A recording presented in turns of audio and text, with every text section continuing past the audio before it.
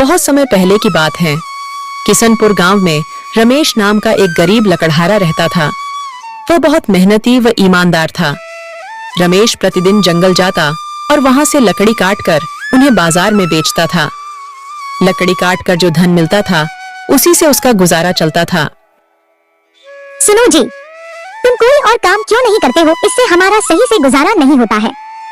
क्या करूं?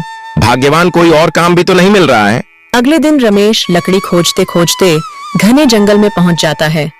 तभी उसे रास्ते में किसी की पुकारने की आवाज सुनाई देती है।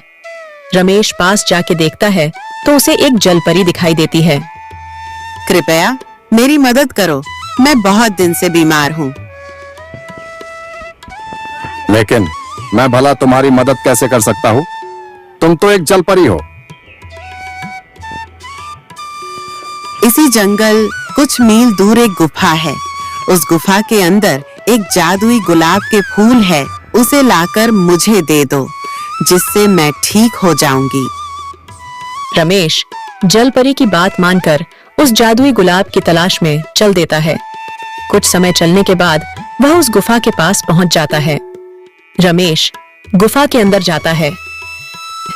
जैसे ही रमेश फूल तोड़ने वाला होता है, तभी उसमें से एक जिन निकलता है। मूर्ख मानव, तुम यह जादुई फूल नहीं ले जा सकते जब तक तुम मेरे 2 प्रश्नों के उत्तर नहीं दे देते। यदि तुमने मेरे दोनों प्रश्न के उत्तर सही दिए तो तुम यह फूल ले जा सकते हो। यदि तुमने एक भी प्रश्न के उत्तर गलत दिए तो मैं तुझे खा जाऊंगा। ठीक है, पूछो अपने प्रश्न।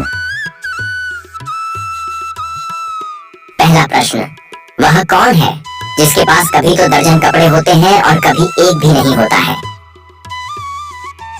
वॉशिंग मशीन है। कभी इसके पास ढेर कपड़े होते हैं और कभी एक भी नहीं होते। बिल्कुल सही उत्तर। दूसरा प्रश्न, वह क्या है जो है तो सोने की मगर सोने से भी सस्ती है? रमेश कुछ देर सोच में पड़ जाता है। इसका उत्तर चारपाई है। यह है तो सोने की मगर सोने से भी सस्ती है। तुमने मेरे सभी प्रश्नों के उत्तर सही दिए हैं। अब तुम यह फूल ले जा सकते हो। यह कहकर जिन वहां से चला जाता है। रमेश फूल लेकर सीधे जलपरी के पास जाता है। जलपरी ओ जलपरी, लो अपना जादुई फूल।